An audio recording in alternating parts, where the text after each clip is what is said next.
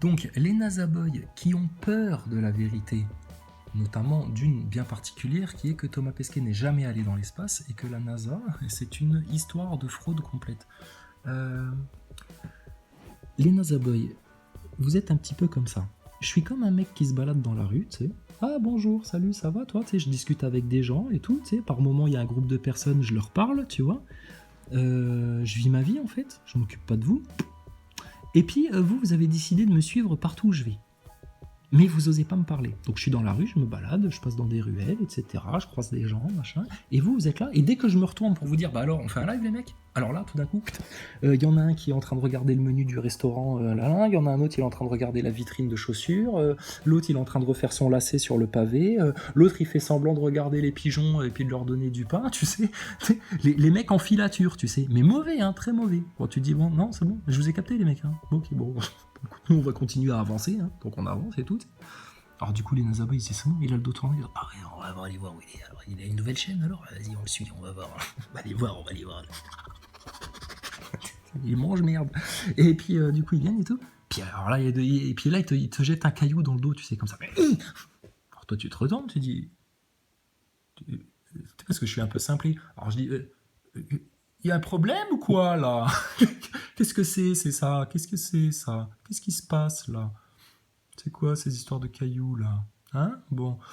Puis je continue à avancer, tu vois, je continue à marcher. Ah, salut Jean-Pierre, comment ça va et tout? Machin.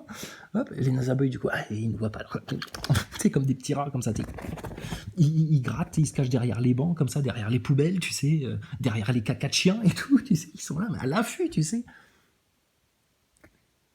Puis de nouveau, tu sais, ils te crachent dessus, machin, etc. Puis tu te retournes, tu dis non mais les mecs, je vous ai capté. Il y a toi là, en train de refaire ton lacet, toi en train de lire ton journal avec un chapeau sur la tête qu'on dirait un inspecteur dans les bandes dessinées de chez Picsou. T'es ridicule, c'est trop caricatural là. Toi là qui te cache derrière le lampadaire, mais il y a ton gros ventre qui dépasse, hein, Eric Ericus. Hein. Ah si t'avais été tout nu, le kiki, ça passe, mais le gros ventre, on le voit. Hein, donc sors de là. Et puis bah, vous avez un problème? Bah, venez discuter. Eh non, de toute façon, on va te massacrer, de toute façon. Et puis ça part en mode en pas de l'autruche, tu sais, sur un pas de l'autruche, ça part en courant. Bon. Donc, tu sais très bien, fanatique, t'es pas complètement demeuré non plus, hein, je le sais. Tu fais moins de fautes d'orthographe que Blackbird. Quand tu écris la vérité te déplaît, t'es en pleine inversion et tout le monde s'en rend compte, sauf toi. Tu te rends compte le dîner de con en fait quand tu viens poster des commentaires. Il n'y a plus que moi qui te réponds, t'as remarqué? Il n'y a personne qui vous répond en fait les mecs. Il n'y a que moi qui vous réponds. C'est triste pour vous, hein. Et quand vous essayez de convertir certains de mes abonnés, que dis-je, certains des adeptes de ma secte, car je suis un gourou, ne l'oubliez pas bien entendu, quand vous essayez de convertir des mecs pour leur dire mais si ça existe, regardez, là, la NASA, bien sûr que c'est pour de vrai, etc. machin, les mecs ils sont saoulés et puis ils rigolent quoi. Donc fanatique. La vérité me déplaît? Non, c'est à toi qu'elle déplaît. La preuve. Dès que je la prononce, et c'est des petites vérités, hein, dès que je prononce des vérités, vous avez la haine, vous grincez des dents, vous avez les lèvres crispées, je sens que vous avez des plis entre les deux sourcils, là, comme ça, vous n'êtes pas bien, vous êtes renfrogné, et puis vous ne pouvez pas vous empêcher d'envoyer une crotte de nez ou un petit truc, d'essayer d'être perfide, etc. Mais putain, regarde-toi en face, t'es fanatique. C'est pas méchant ce que je vais te dire. Je te le dis vraiment avec compassion pour que tu te donner une chance de changer. Mais si t'es réellement une espèce de pervers narcissique, là, complètement tordu, on peut rien faire pour toi. Mais prends bien conscience, fanatique. T'es un peu une grosse merde, en fait. Une grosse merde. Bien pourri, bien pourri. Hein, et puis on va te mettre un slip sur la tête et puis on va te jeter dans une baignoire. Hein, tu vas jouer à Claude François un petit peu. Tu vas nous expliquer la science, l'électricité, comment un feu pourrait se déclencher dans une station ISS, comment il faudrait l'éteindre, quelle procédure, quel protocole engagé pour éviter que le feu se disperse dans toute la station. Si tu as été attentif aux interviews de Thomas Pesquet dans la station ISS, normalement c'est du tout cuit pour toi, tu es censé savoir me répondre, mais apparemment, vous retenez rien, vous écoutez rien, vous comprenez rien, vous servez à rien en fait. Vous ne servez à rien, à part payer des quelques deniers d'impôts à ta République pour qu'elle puisse grassement payer des cabinets comme McKinsey, etc. T'es un inutile, Fanatique 69. Il est grand temps que Laurent Alexandre passe par là et vienne te pucer, que tu sois un petit peu moins demeuré, ou que tu sois un petit peu plus obéissant, et puis juste que tu serves à faire du productif pour les besoins primaires des gogoles comme toi, des golgotes gogoles comme toi. Donc, je suis un peu méchant avec toi, mais Fanatique, je suis loin d'atteindre votre niveau, hein. Et moi, je suis pas malveillant. Et j'ai pas le vice dans le cœur à chercher à vous nuire, à être méchant, etc. et tout. Tu sais ce qui, moi, me met mal à l'aise, en fait, c'est de vous voir vous faire du mal à ce point-là. Moi, j'ai l'impression de vous voir avec une espèce de piolet, comme ça, en train de vous massacrer le ventre, là, en train de faire de la boucherie sur votre ventre, là, de vous décharner tellement vous avez la rage, putain, contre la vérité. Contre la vérité.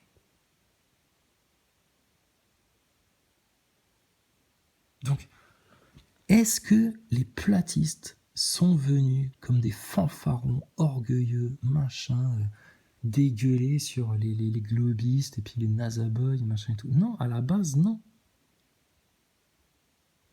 Mais on n'a pris que ça. Alors qu'on demandait juste, on peut en discuter s'il vous plaît, parce qu'il y a des questions, et là il y a des arguments, là il y a des faits, et franchement, c'est quand même énorme ça. Le simple fait qu'on se pose la question, le simple fait que y a des gens ils pensent que la Terre est plate, mais rien que sociologiquement, c'est un sujet colossal. Et comment c'est possible dans les années 2000, alors que tout le monde est gentil, c'est pas la guerre, c'est pas encore la grosse crise économique, ça va à peu près bien, etc. On vous a pas picousé encore, etc. Machin. Vous étiez pas obligé de faire de la délation envers votre voisin. Enfin, la vie est à peu près normale quand même. Tu viens poser des questions de science, factuelle, objective, rigoureuse, raisonnée, de bon sens, originale, novatrice. Et au lieu qu'on ait des gens sérieux, raisonnés, objectifs, factuels, scientifiques qui viennent y répondre et puis qui marchent avec nous sur le chemin de la réflexion, on est tombé sur des espèces de petits torche-cul à lunettes boutonneux avec tous des sales gueules, des problèmes aussi dans leurs relations avec la jante féminine. Oui, vous avez des problèmes dans vos relations avec la jante féminine, les nasaboys. Ça, c'est clair et net. Je sais pas. Vous êtes des frustrés quelque part, vous auriez voulu être des héros mais vous n'en avez jamais eu le courage, vos vies sont fades, vous n'êtes que des consommateurs, la plupart du temps vous vous ennuyez en fait, vous n'avez pas de passion, de hobby, vous n'avez pas de passion dans le sens où vous avez des combats dans la vie, vous créez des combats, hein, comme chasseur de platistes qui s'invente, qui lutte contre la bêtise en venant m'invectiver avec ses basses insultes de ménagère de plus de 62 ans. Chasseur de platistes, faut arrêter là. Donc vous prenez bien conscience de ce que vous êtes les nasaboys, parce qu'il n'y a que comme ça que vous pourrez changer, et c'est un enfer pour vous de devoir regarder en face ce que vous êtes. Bah oui, la vérité vous déplaît, on le sait, c'est bien connu, la vérité vous déplaît. Donc c'est une souffrance pour vous de vous regarder en face. Pour nous, pour les croyants, pour les gens simples, les simplés, là, pour les gens humbles, etc. C'est pas une souffrance, parce que quand on se regarde en face et qu'on se dit oh putain, je suis une sale gueule en fait. Ah là j'ai fait de la merde. Ah là j'étais un sale con. Ah là ça j'aurais pu franchement m'épargner de le faire. Ah là j'irai demander pardon demain. Ah là j'ai pas été sympa avec lui. Ah là lui je lui ai mal parlé. Oh là, ça c'était pas bien, je ferai plus jamais de ma vie, et s'il y a un Dieu, puisse-t-il me pardonner. C'est autre chose, hein. Ah, là, c'est la différence entre un individu primaire en mode animal bestial qui répond à des bas instincts. Vous, les nasaboys, mais normal, hein, vous êtes tellement plus proche du singe que de l'homme. Et l'homme, selon Tolstoï, l'homme avec un Dieu. L'homme qui croit, l'homme qui a la foi, l'homme qui est capable de conscientiser qu'il y a quelque chose qui lui est totalement supérieur, dévoué. et qui a un sens de justice, un sens de bien, un sens d'amour, un sens de pardon, de compassion dans tout ce qui a été créé sur Terre. Et que le sens de ta vie n'est pas de gagner plus de fric parce que tu as peur de manquer, écraser la gueule de ton voisin parce que tu veux être meilleur que lui, réagir à tes instincts primaires d'orgueil qui font que, à la moindre critique, tu as ta susceptibilité exacerbée qui réagit, et puis que tout d'un coup, tu te sens obligé de cracher sur tes anciens copains platistes qui t'ont sorti de la cuvette des chiottes. L'autruche. Fais-moi, Alf l'autruche. Va manger le chat de Madame Ochmonec. Bon, bref. Donc, les fans, venez parler, d'accord? Je sens qu'il y a un problème, vous avez une tension, il faut vous détendre, vous avez besoin de discuter, vous vous sentez seul, les NASA Boys, sinon vous ne serez pas sur nos chaînes à nous, vous iriez sur vos chaînes de la NASA, regardez ce qui se passe dans la station, mais en fait, au fond, vous êtes lassé de ça, parce que ça a plus le même goût depuis que tu connais Chrysalide et compagnie, là. Hein, c'est mieux chez nous, tu peux pas t'en empêcher. Mais comme toi, tu te compares à moi, et que te comparant à moi, espèce de couillon, là, et tu te sens tellement inférieur parce que toi, pourquoi vous, on le sait bien, pourquoi vous nous avez demandé autant de fois ça, mais pourquoi vous auriez compris et puis pas les géophysiciens, pourquoi vous auriez compris et pas les autres, pourquoi vous sauriez mieux que les autres, pourquoi vous les complotistes vous sauriez mieux que les médecins, que le masque ça sert à rien, en quoi vous pouvez vous permettre de dire que la picouse c'est dangereux et que ça a des effets secondaires, mais vous êtes meilleur que les médecins qui passent à la télé, non mais sérieux, tu vois, c'est ça, le putain d'orgueil. Pourquoi toi tu saurais mieux qu'un autre?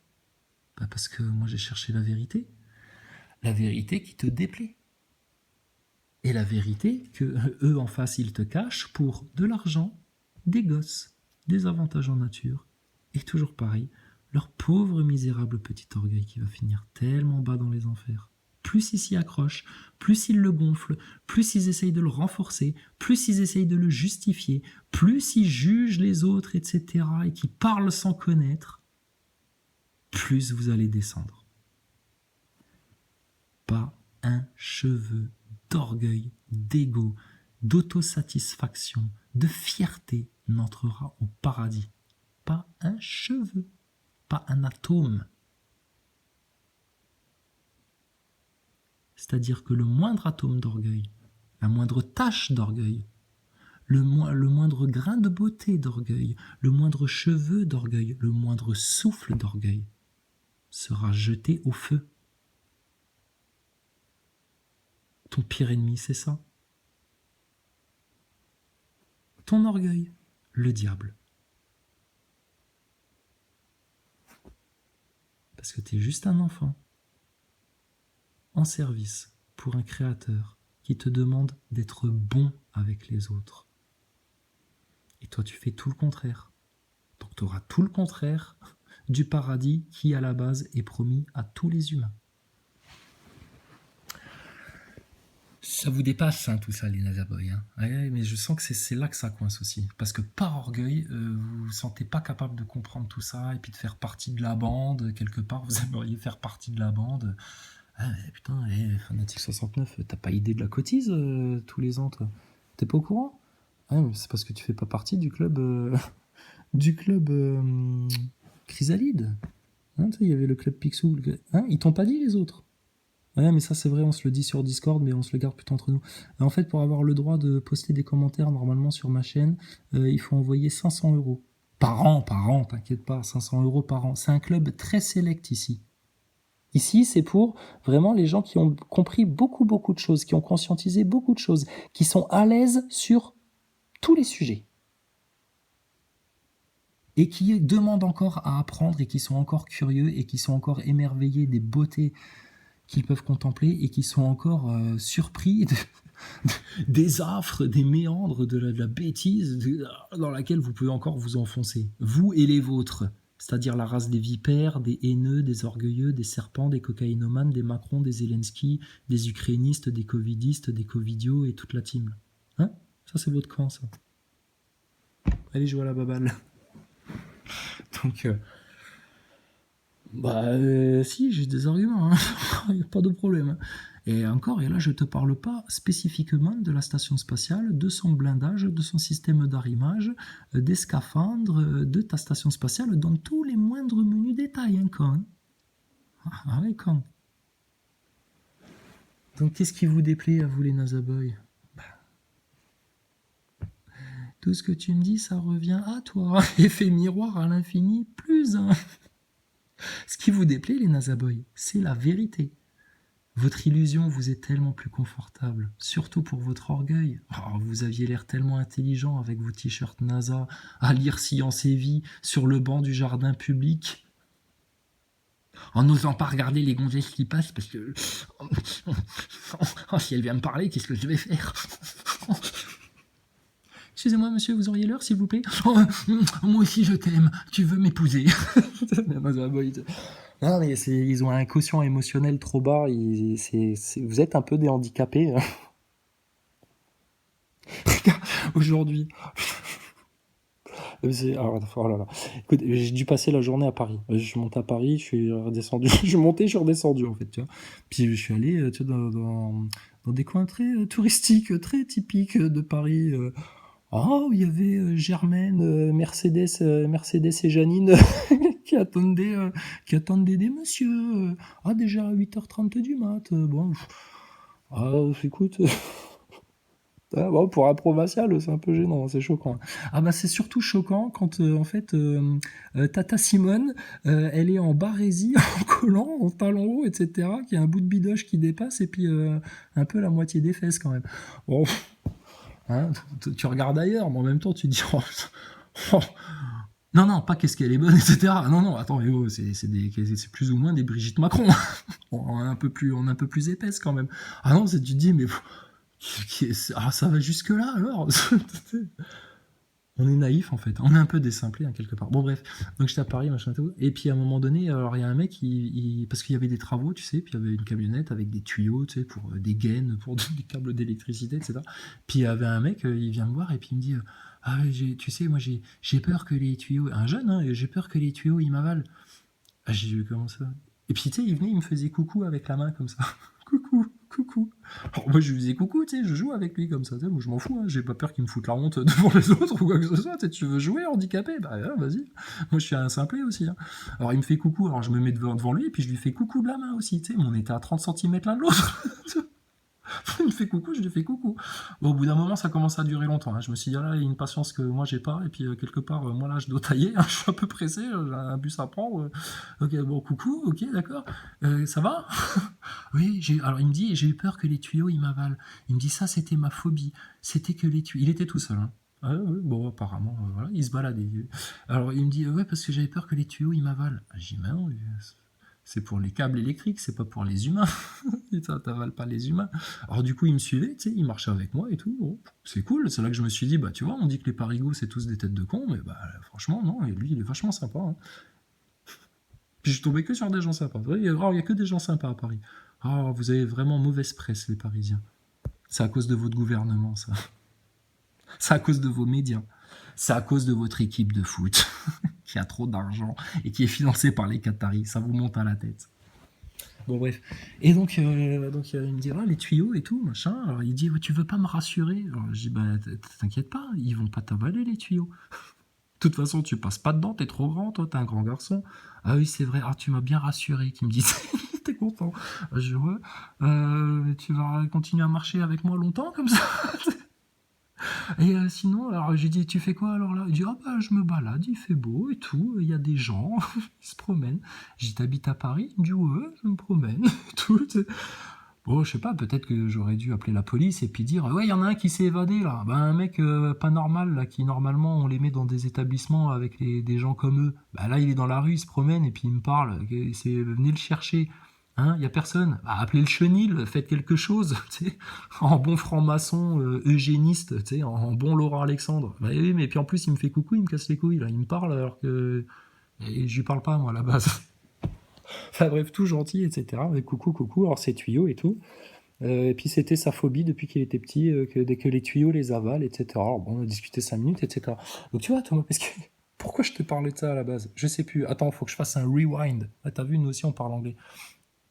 Ah putain, dis donc, c'est bizarre sur cette image-là, le globe il a l'air vachement moins courbe que d'habitude. Ah, vous êtes descendu en altitude, les mecs? Tu te rends compte? Il y a des NASA boys qui comprennent même pas pourquoi je viens de dire vous êtes descendu en altitude, les mecs. Ah si, vous comprenez. Ah, mais tu vois, il te faut 2 temps. T'as un moteur 2 temps, toi, NASA boy. Allez, à tout de suite.